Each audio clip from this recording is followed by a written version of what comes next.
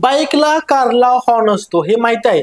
पण तुम्हाला माहिती आहे की विमानातही हॉर्न असतो. आणि आश्चर्य वाटलं ना तर कारण हो की ते ना ट्रॅफिक असतं ना ओव्हरटेक करत असतं. मग खरं तर विमानातील हॉर्नचा वापर नेमका कशा करण्यासाठी होतो चला समजून घेऊया.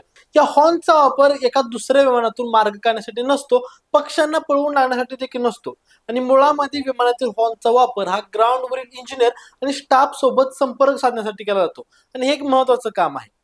समजा विमानामध्ये काही उड्डाण घेण्यापूर्वी गडबड झाली किंवा इमर्जन्सीची स्थिती निर्माण झाली तर पायलट हॉर्न वाजवून ग्राउंड स्टाफला लगेच अलर्ट मेसेज पाठवतात. आणि या ग्राउंड कॉल सिस्टीम असे देखील म्हणतात. हा हॉर्न विमानाच्या लँडिंग गिअरच्या कंपार्टमेंटमध्ये बसवलेला असतो आणि त्याचं बटन कॉकपिटमध्ये GND असं लिहिलेलं असतं. आणि हे बटन दाबल्यानंतर एक सायरन सारखा आवाज येतो. आणि याशिवाय विमानामध्ये ऑटोमॅटिक हॉर्न सुद्धा असतात.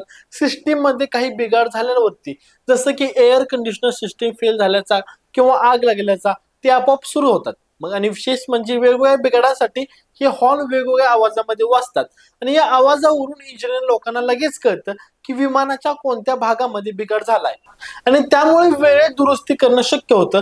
थोडक्यात हा हॉर्न म्हणजे विमानाच्या सुरक्षेसाठी एक महत्वाचं साधन आहे. तुम्हाला ही इंटरेस्टिंग माहिती कशी वाटली आम्हाला कमेंट्स मध्ये नक्की सांगा. आणि अशाच माहितीपूर्ण व्हिडिओसाठी आपल्या स्पीड चॅनल सबस्क्राईब करा. धन्यवाद.